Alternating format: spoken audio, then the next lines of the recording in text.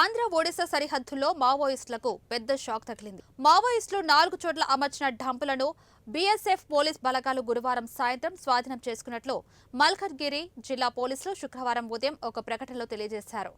ఏఓబీలో మల్కన్గిరి జిల్లా పొడియా police station పరిధిలో బప్పన్నపల్లి పంచాయతీ సిలకోట అటవీ ప్రాంతంలో బీఎస్ఎఫ్ కు చెందిన 2వ బెటాలియన్ పోలీసులు గాలింపు చర్యలకు వెళ్లారు. వీరికి గురువారం సాయంత్రం 4 చోట్ల అమర్చిన డంపులను స్వాధీనం చేసుకున్నారు.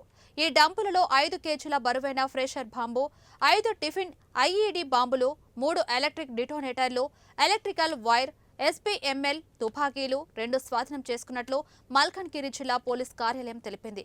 స్వాధీనం చేసుకున్న బాంబులను సంఘటన స్థలంలోనే నిర్వీర్యం చేసినట్లు పోలీసులు తెలిపారు.